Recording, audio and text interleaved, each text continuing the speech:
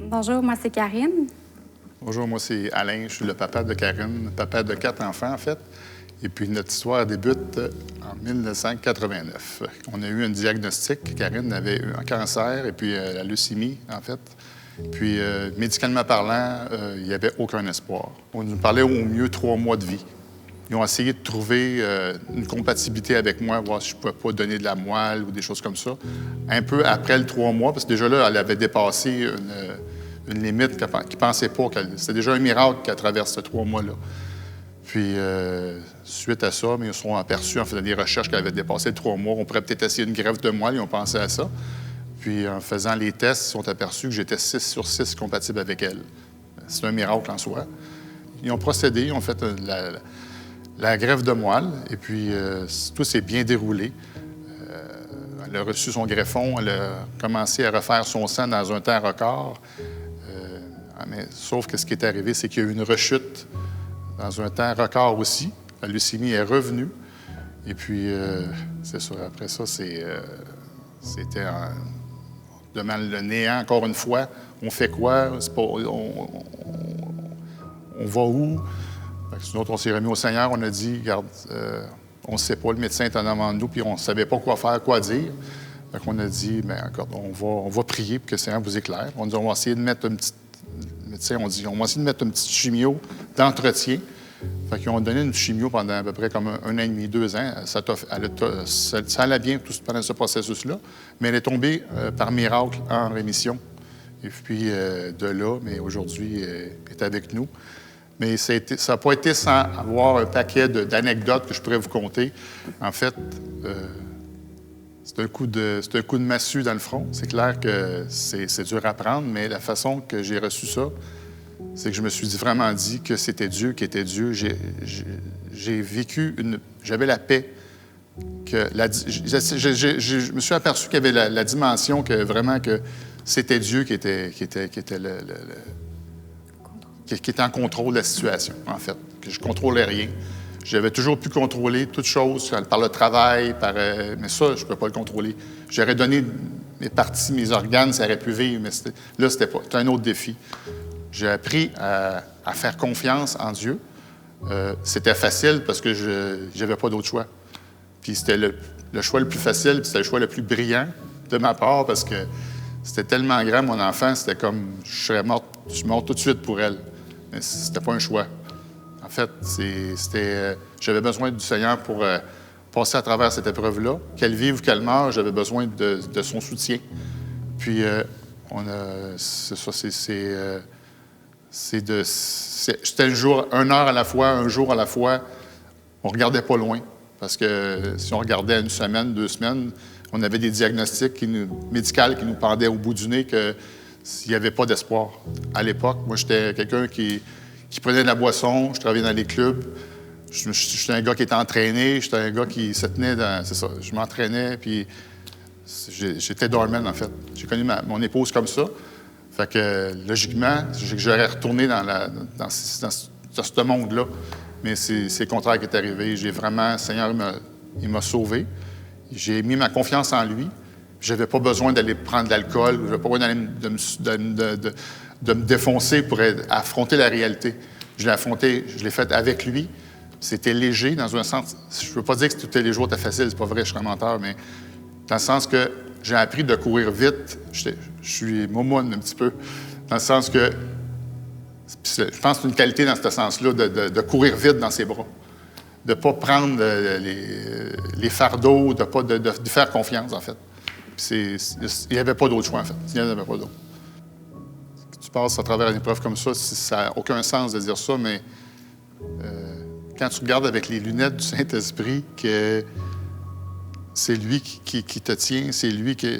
Ton inquiétude t'amène rien de plus dans ton épreuve. C'est facile, quand tu fais de quoi de gros comme ça, de dire « Seigneur, je te fais confiance, je te laisse tout ». Parce que quand tu gardes quelque chose, c'est là que tu ne donnes pas sa place. Ce qu'il faut faire, c'est vraiment de dire « Seigneur, tu es grand, tu as créé l'univers, on est petits, nous, on peut pas... On ne voit pas plus loin que le bout de notre nez. Fait qu'à quelque part, on ne peut pas arriver et d'essayer de contrôler. On veut le faire des fois, mais quand on fait ça, c'est là qu'on a de la misère, c'est là que ça ne fonctionne pas. Moi, j'ai appris vraiment là-dedans que Dieu est fidèle, puis sa fidélité ne nous trompe pas. Il nous donne, des fois, on pense que c'est long, mais la force vient au besoin, à fur et à mesure qu'on en a besoin. J'avais 10 mois et demi quand ça a commencé. J'ai été en rémission à l'âge de 4 ans et demi, 5 ans, parce que quand j'allais à la maternelle, j'avais plus de chimio. Par contre, les suivis se sont faits jusqu'à mes 18 ans. Puis si j'avais écouté ma mère, je pense que je serais encore suivie aujourd'hui. J'ai jamais eu vraiment peur d'être infertile. Je savais que c'est ce que les médecins avaient prononcé, mais j'avais la foi et j'avais la certitude qu'un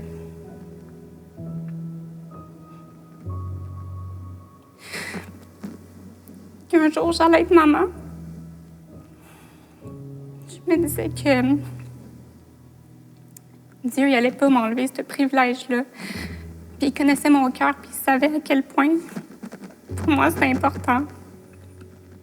Puis, comme toutes les femmes font, ou les petites filles, en fait, là, à l'âge de 12 ans, moi, j'avais déjà choisi les prénoms de mes enfants. J'allais avoir 4 enfants.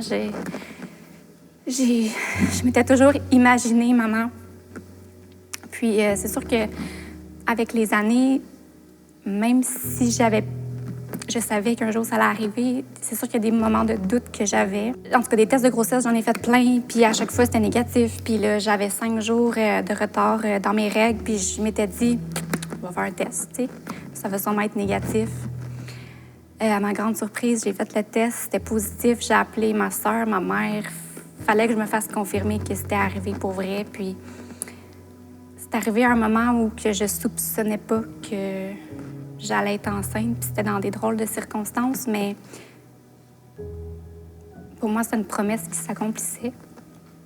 À mon premier rendez-vous, ma première échographie, en fait, il m'a dit que c'était un miracle, dans le fond, que j'étais enceinte parce que comment que mes fibromes étaient placés, c'était pratiquement impossible que je sois enceinte. J'avais jamais eu de symptômes par rapport à ces fibromes-là. Je soupçonnais même pas que j'avais ça. Fait que j'avais des risques de l'avoir prématuré. C'était quasiment certain que j'allais avoir une césarienne. À Noël, j'ai fait un dévoilement de sexe avec toute ma famille. En fait, ça a commencé dans ma belle famille. J'ai annoncé que ça allait être un petit garçon. Je m'envoie dans ma famille. J'ai vu un beau moment. J'annonce que c'est un petit garçon avec ma famille. Je commence à avoir des saignements, mais des bons saignements. Fait que je m'en vais passer une nuit aux urgences. Le médecin qui m'accueille, il me dit « Ben écoute, c'est aussi simple que ça. » Il dit « Si tu as avorté, tu vas avorter. Si tu as le gardé, tu vas le garder. Aussi froid. » J'ai fait comme « OK. » Puis je me suis dit « Je refuse ça. Je sais que mon petit garçon, Noah, c'est un miracle. Puis je sais qu'il va rester là. Qui n'est pas là pour rien, en fait. » J'ai eu plein d'échographies, justement, à cause des fibromes et tout. Fait qu'à 33 semaines, j'ai eu ma dernière échographie. 2 jours avant mon échographie, j'ai fait un rêve. J'ai rêvé que j'allais à mon écho, puis le médecin me disait que mes fibromes avaient disparu. Puis quand je me suis réveillée, pour moi, c'était une certitude. J'en ai parlé à mes parents, j'en ai parlé à mes grands-parents, j'en ai parlé à un couple d'amis, puis je sentais pas que j'avais le besoin de supplier Dieu que ça allait arriver. Je me disais, c'est ça qui va arriver.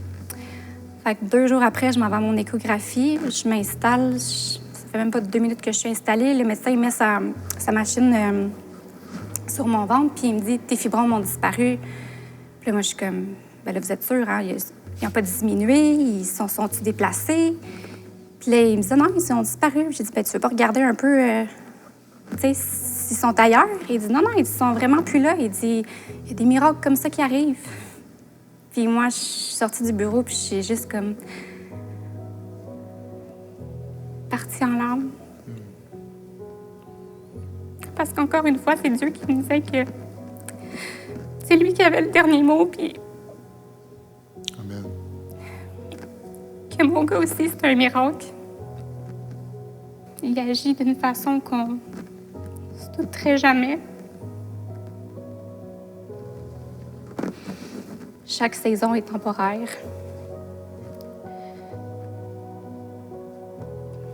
que si on est ouvert à se laisser surprendre, ben c'est 100 fois mieux les plans de Dieu que qu'est-ce que nous, on aurait pu excusez, avoir imaginé pour notre vie. Puis c'est quand on arrête d'essayer de prendre le contrôle que les choses se placent.